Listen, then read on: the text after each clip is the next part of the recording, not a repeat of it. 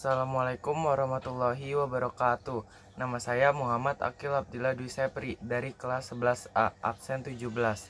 Pada kesempatan kali ini saya ingin membuat video pengayaan matematika, materi regresi linier dan analisis korelasi. Mari kita masuk ke videonya.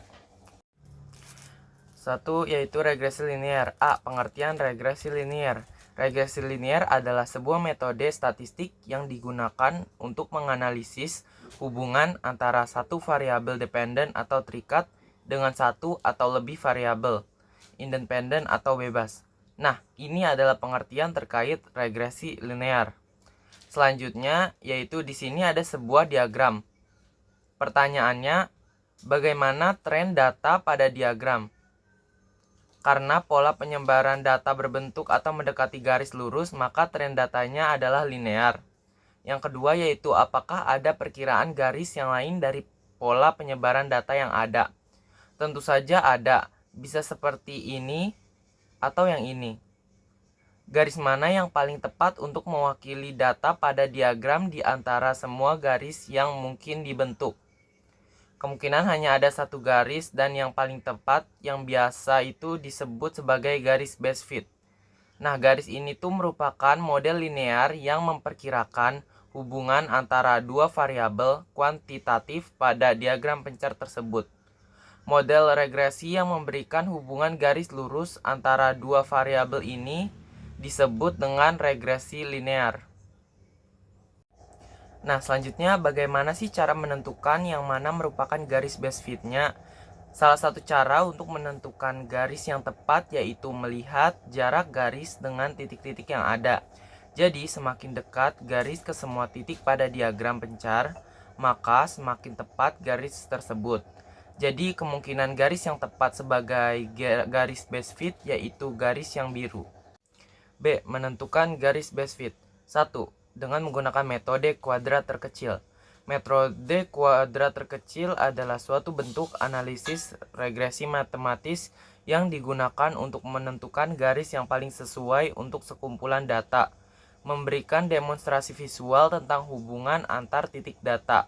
Persamaan garis base fit dapat diprediksi menggunakan metode kuadrat terkecil dengan langkah-langkah berikut. 1. Menentukan persamaan perkiraan garis regresi. Y-topi. Yang kedua yaitu secara umum persamaan garis berbentuk Y-topi sama dengan MX ditambah C. Yang ketiga, jika suatu garis melalui dua titik yaitu X1, Y1 dan X2, Y2, maka persamaan garisnya diperoleh dengan rumus X dikurangi X2 per X1 dikurangi X2 sama dengan Y dikurangi Y2 per Y1 kurang Y2.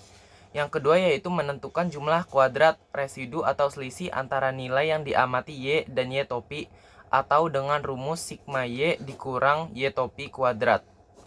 Yang ketiga yaitu menentukan nilai sigma Y dikurang Y kuadrat terkecil dari masing-masing perkiraan garis regresi dan yang memiliki sigma Y dikurang 1 kuadrat terkecil, maka itulah garis base fit-nya. Yang kedua yaitu persamaan regresi linear.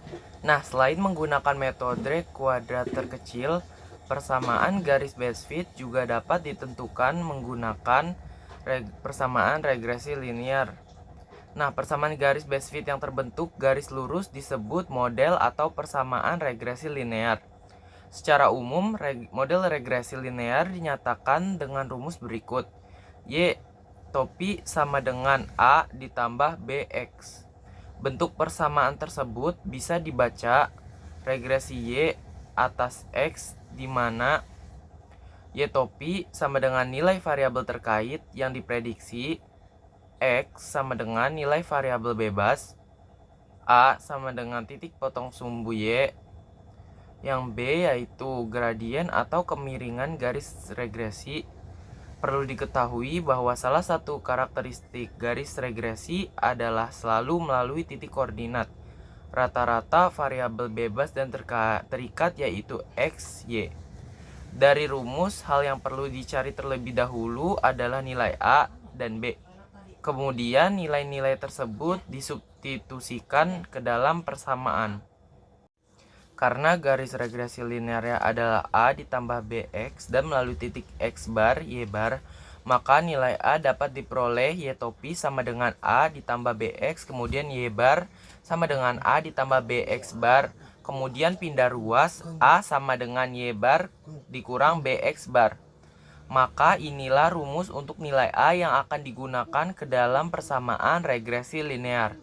Selanjutnya nilai B yaitu menggunakan rumus N yaitu jumlah pasangan variabel dikali sigma X kali Y dikurang sigma X dikali sigma Y per banyaknya data dikali sigma X kuadrat dikurang sigma X pangkat 2. Nah, di sini menjadi penentu apakah garisnya naik atau turun. Jika B lebih dari 0, kedua variabel positif, maka arah garisnya naik. Sebaliknya, jika B kurang dari 0, kedua variabel negatif, maka arah garisnya turun. Selanjutnya masuk ke contoh soal. Yang pertama, 5 orang sepakat untuk menurunkan berat badan dengan cara bersepeda selama sepekan. Hasilnya dalam tabel berikut ini. Tentukan model regresi linear data tersebut. Oke, kita jawab dari langkah pertama dulu, yaitu menentukan bentuk umum persamaan regresi variabel bebas dan variabel terikat. Oke, jadi persamaan regresi Y topi A ditambah BX. Variabel bebas X itu adalah lama bersepeda, sedangkan variabel terikat Y itu adalah penurunan berat badan. Oke, langkah kedua yaitu menentukan nilai B. Jadi sebelum kita menggunakan rumus, kita harus menjumlahkan dulu datanya terlebih dahulu ya teman-teman. Jadi data X ini kita jumlahkan, hasilnya sigma X itu semuanya udah kita jumlahin, jadi total 21. Selanjutnya data Y ini kita jumlahkan, hasilnya juga semua udah kita jumlahin, jadi sigma Y itu adalah 1750. Selanjutnya untuk yang data X ini kita jumlahkan, itu totalnya itu kita datanya X dan Y ini kita kalikan satu per satu. Setelah itu kita jumlahkan dan hasilnya yang kita dapatkan itu sigma X-nya 7570. Selanjutnya untuk data X pangkat 2 itu berasal dari data X yang kita pangkat 2, lalu kita pangkat 2 kan X semuanya satu per satu. Supaya apa? Supaya setelah itu kita jumlahkan dan mendapatkan hasil sigma X kuadrat yaitu 91. Nah, setelah semua datanya sudah ketemu, kita bisa masukkan ke rumus nilai B. Nah, kita masuk ke perhitungannya. Rumusnya B sama dengan N. N yaitu jumlah banyaknya data, yang berarti 5 dikali sigma XY yaitu 7570 dikurang sigma X yaitu 21 dikali sigma Y yaitu 1750 dibagi N yaitu 5, sigma X kuadrat yaitu 91 dikurang sigma X yaitu 21 pangkat 2. Kemudian dijumlahkan 5 dikali 7570 hasilnya 37.850 dikurang 21 dikali 1750 hasilnya 36.750. Kemudian dibagi 5 dikali 91 hasilnya 455 dikurang 21 pangkat 2 hasilnya 441. Kemudian kita jumlahkan lagi 37.850 dikurang 36.750 hasilnya 1.100 dikurang 441 yaitu hasilnya 14. Jadi 1100 dibagi 14 hasilnya 78,57. Kita cukup ambil dua angka di belakang koma. Karena nilai B lebih dari 0 maka nilainya positif. Langkah 3 yaitu menentukan nilai A. A sama dengan Y bar dikurang BX bar. X bar rumusnya yaitu sigma X dibagi N atau jumlah data yaitu 21 dibagi 5 hasilnya 4,2. Sedangkan Y bar rumusnya sigma Y dibagi N atau jumlah data yaitu 1750 dibagi 5. Hasilnya 350. Jadi A sama dengan 350. B yaitu 78,57 dikali X bar 4,2. A sama dengan 350 dikurang 329,99. A sama dengan 20,01. Yang langkah keempat yaitu substitusikan nilai A dan B ke persamaan regresi Y topi sama dengan A tambah BX, sehingga Y topi sama dengan A yaitu 20,01 tambah B 78,57X. Jadi model regresinya adalah Y topi sama dengan 20,01 ditambah 78,57X. Masuk ke materi selanjutnya yaitu analisis korelasi. A. Pengertian analisis korelasi. Analisis korelasi adalah metode statistik yang dihubungkan untuk mengetahui apakah terdapat hubungan antara dua variabel dan seberapa kuat hubungan tersebut. Nah, di sini ada contohnya. Perhatikan diagram pencar berikut. Yang pertama yaitu pola penyebaran data berbentuk mendekati garis lurus. Yang kedua yaitu tren data adalah linear. Yang ketiga arah garisnya naik dari kiri ke kanan. Korelasi datanya yaitu positif. Interpretasi data, makin bertambah usia siswa, maka besar ukuran sepatu. Jadi, selain menggunakan diagram pencar, korelasi data bervariat juga dapat ditentukan dengan cara menghitung nilai korelasinya. Koefisien korelasi. Dari koefisien korelasi, hitunglah dapat diketahui kekuatan hubungan kedua variabel dalam data tersebut. Nah, selanjutnya yaitu adapun metode untuk menentukan koefisien korelasi suatu data bivariat, yaitu antara lain yang pertama ada korelasi Pearson, yang kedua yaitu korelasi Spearman. B. Metode analisis korelasi. Tujuan daripada teknik analisis ini ialah untuk mendapatkan pola dan keeratan atau kekuatan hubungan antara dua variabel atau lebih yang dinyatakan dengan koefisien korelasi. 1. Koefisien korelasi atau KK sama dengan R, yaitu nilai yang menunjukkan kuat atau tidaknya hubungan linear antara dua variabel. Yang kedua yaitu koefisien determinasi, KD sama dengan R kuadrat, yaitu nilai yang menjelaskan seberapa besar pengaruh variabel bebas terhadap variabel terikat. Selanjutnya di sini ada tingkatan kekuatan hubungan korelasi antara dua variabel dapat diukur berdasarkan tabel interval di bawah ini.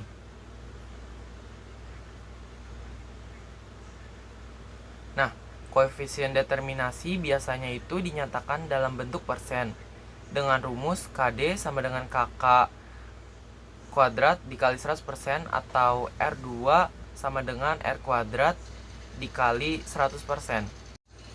Oke, yang pertama itu ada korelasi Pearson atau product moment correlation, yaitu korelasi Pearson merupakan salah satu ukuran korelasi yang digunakan untuk mengukur kekuatan dan arah hubungan linear dari dua variabel. Nah, dua variabel itu dikatakan berkorelasi apabila perubahan salah satu variabel disertai dengan perubahan variabel lainnya, baik dalam arah yang sama ataupun arah yang sebaliknya. Lalu korelasi Pearson ini biasanya digunakan untuk menentukan korelasi data bivariat yang berskala interval atau rasio dengan tren data linear. Nah, jadi koefisien korelasi Pearson antara variabel X dan Y itu disimbolkan dengan R, dapat dihitung dengan membagi covalerians kedua variabel dengan perkalian simpangan bakunya, yaitu bisa dengan rumus R sama dengan N dikali sigma XY dikurang sigma X dikali sigma Y per akar N dikali sigma X kuadrat dikurang sigma X pangkat 2 dikali akar N dikali sigma Y kuadrat dikurang sigma Y pangkat 2. Nah, keterangan X itu sama dengan nilai variabel bebas, Y sama dengan nilai variabel terkait, N itu banyaknya pasangan variabel. Selanjutnya yaitu selalu antara interval min 1 sampai 1, nggak pernah lebih. Oke, di sini kita bakal nyoba contoh soalnya, yaitu contoh soal pertama. 5 siswa berlatih lari selama 1 pekan untuk mempersiapkan ujian lari 100 meter. Nah, tabel berikut yang di bawah ini tuh menyajikan lama latihan dalam sepekan dan waktu berlari 100 meter saat ujian. Pertanyaannya A, bagaimana tingkat korelasi lama latihan dan waktu berlari? Yang kedua yaitu B, menjelaskan besar pengaruh lama latihan terhadap waktu berlari. Oke, kita jawab. Yang A itu, yang A dulu ya teman-teman, tingkat korelasi lama latihan dan waktu berlari. Langkah 1 yaitu kita menentukan variabel bebas dan variabel terikatnya terlebih dahulu. Nah, variabel bebasnya itu X yaitu lama latihan dan variabel terikatnya itu Y waktu berlari. X dan Y karena sebagaimana rumus yang kita butuhkan ada X dan Y-nya saja, maka X ini adalah data lama latihan, sehingga data lama latihan ini yang 5, 6, 7, 5, 7 merupakan data pada kolom X yang maka kita tulis di sini ya. Kemudian Y-nya itu adalah waktu berlari, maka berlari ya itu 30, 25, 23, 23, 33, 22 ditulis. Selanjutnya langkah kedua yaitu kita mau menentukan nilai koefisien korelasinya atau R-nya dengan rumus yang tadi. N dikali sigma X dikali Y dikurang sigma X dikali sigma Y dan seterusnya. Nah, kita lihat rumusnya ada banyak unsur yang dibutuhkan.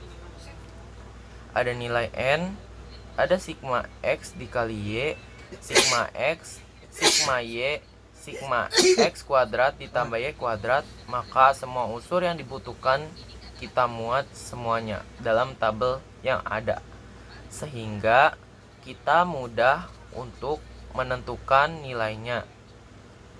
Untuk N-nya sendiri itu banyaknya pasangan variabel. Nah, dihitung dari mana? Dihitung dari berapa banyaknya orang yang dibuat datanya tadi. Ada A, B, C, D. Dan maka jumlah N-nya itu ada 5 ya teman-teman. Di sini ada sigma X. Sigma X itu artinya jumlah semua nilai X, yaitu artinya berarti 5, 6, 7, 5, 7 ini.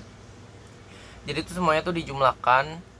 Nah, kalau udah jumlahin itulah hasil sigma X-nya, sehingga hasilnya berapa tuh? Hasilnya 30 ya. Nah, di sini juga ada sigma Y. Yang dibutuhkan di sini sudah ada nih di kolomnya. Jadi tinggal kita jumlahkan aja ya semua nilai-nilainya. Maka sigma Y ini 30 tambah 25 sampai 22. Hasilnya 133. Apalagi yang dibutuhin di sini ada sigma X kali Y. Oh, berarti yang belum ada nih sigma X kali Y. Ada dulu nih. Berarti sigma X kali Y-nya itu karena X dan Y-nya berdekatan, berarti tinggal kita kalikan ya teman-teman. Berarti 5 kali 30 hasilnya 150. Yang kedua 6 kali 25 dengan 150 juga. Yang ketiga hasilnya 161. Yang keempat 165. Yang terakhir 154. Nah, berarti kita jumlahkan nih ya teman-teman. Berarti hasilnya kira-kira 780. Ada sigma X berkuadrat, berarti ada X kuadratnya. Dulu kita cari satu persatu nilai X yaitu dipangkatkan semua. Berarti 5 dikali 5 sehingga hasilnya 25, 6, 36, 7, 49, 5, 25, 7, 49. Nah gitu ya, tinggal kita kuadratkan saja pangkat 2 kan, maka hasilnya semua itulah sigma X kuadratnya 148. Nah, yang terakhir itu dibutuhkan sigma Y. Yang terakhir dibutuhkan sigma Y kuadrat. Berarti perlu ada kolom Y kuadrat juga. Artinya apa? A nilai di variabel Y kuadrat kan juga berarti 30 kuadrat. Jadi 900 ada 25 pangkat 2, 625 23, jadi 529 33 menjadi 1089, 22 menjadi 484. Nah, kemudian jumlah keseluruhan ini kalau dijumlahkan sigma Y kuadratnya itu totalnya 3627. Sehingga semua unsur yang dibutuhkan dalam rumus sudah ketemu. Jadi kita tinggal masukin aja dan substitusikan.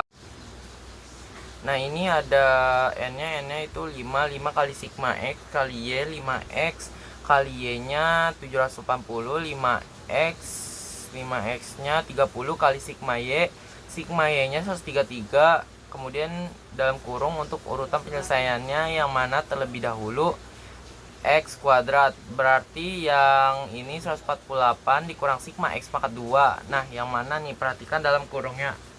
Sigma X baru dipangkat 2 kan, berarti sigma X yang 30 dipangkat 2 dengan sigma X pangkat 2 dikali akar N dikali sigma Y kuadrat dikurang Y pangkat 2, N-nya juga 5. Sigma Y kuadratnya di sini 3627, Y kuadratnya tadi Y-nya yaitu 1333, akar 2 semua unsur yang dibutuhkan sudah diganti dengan nilainya, tinggal diselesaikan saja.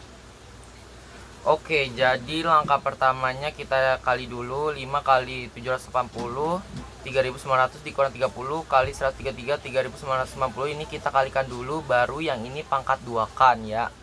Jadi 5 kali 148 9 ya dikurang 30 pangkat 2 900 kali akar 5 kali 3627 dan 1835 pangkat 2 hasilnya 1768 9. Selesaikan 3900 hasilnya minus ya, minus 90. Yang ini berarti akar 20, yang ini akar 446. Kemudian dijumlahkan hasilnya min 90 per 90, 4,4 diperoleh min 0,953. Oke, jadi yang A tingkat korelasi lama latihan dan waktu berlari karena nilai koefisien korelasinya sama dengan R yaitu min 0,953, maka tingkat korelasi antara lama latihan dan waktu berlari sangat kuat berdasarkan nilai koefisien korelasinya. Soal yang B yaitu jelaskan besar pengaruh lama latihan terhadap waktu berlari. Tentukan nilai koefisien determinasi yaitu R kuadrat. Rumusnya yaitu R kuadrat sama dengan R kuadrat dikali 100%.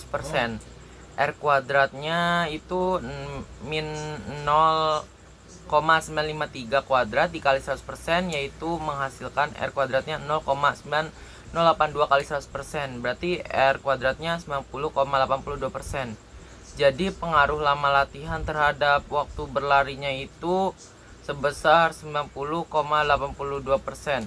Sedangkan pengaruh variabel lainnya itu hanya sebesar 9,18%. Oke, sekian dari materi pengayaan yang dapat saya sampaikan. Kurang lebihnya saya mohon maaf. Wassalamualaikum warahmatullahi wabarakatuh.